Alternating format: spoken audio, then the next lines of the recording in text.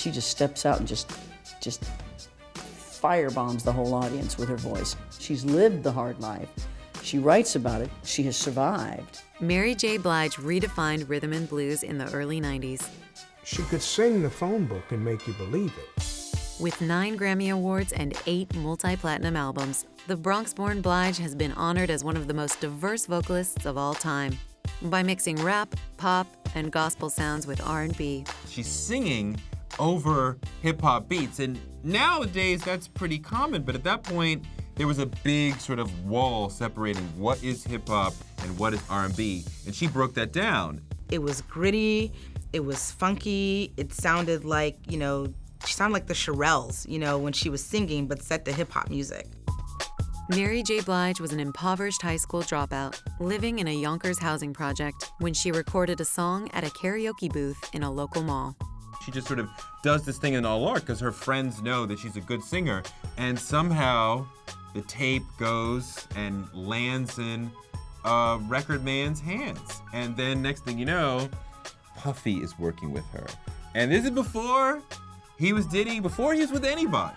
Sean Puffy Combs was an A&R record executive with Uptown Records when he helped create Mary J's sound. He let her be the person who she was, which was hood and regal at the same time, and it exploded.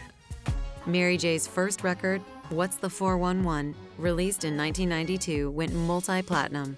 She was 21 years old. That's an R&B album in name, but it is very much a hip-hop album in attitude. It just happened to be a rap record sung by a woman with a beautiful voice. The 411 album, named because she had worked as a directory assistance operator, also earned Blige 2 gold singles for You Remind Me and Real Love. In 1994, Blige co-wrote her next album, My Life, and based it on her personal struggles. It went triple platinum.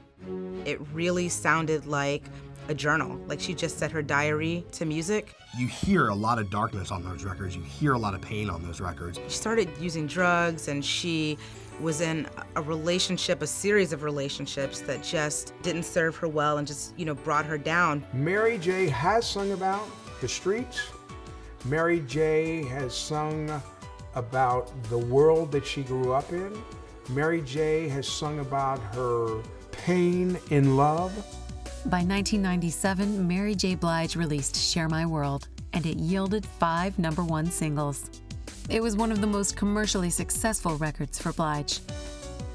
Her voice is a signature of a time. The records that you can drop of Mary's, take you right back to a house party, to a club in New York, to a summer in Harlem. Her voice is New York. 7 consecutive hit albums followed, from the late 90s into the new century, including the release No More Drama, which included a single by the same name. There are moments in that song, they almost don't feel melodic or rhythmic. It's just Mary, you almost imagine her in a booth somewhere, like ignoring everybody and just shouting until there's nothing left to shout. She's everyman. She's the everyman who's like, girl, I know what you're feeling. I felt that too.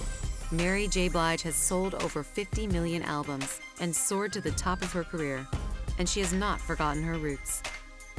She has a home for girls in her hometown where it's a safe place where they can come and get out of situations that aren't helpful towards them. She challenged her own strength with a variety of different things, alcohol, drugs, and all, and managed to pull herself out of the hole that some other people have not been able to.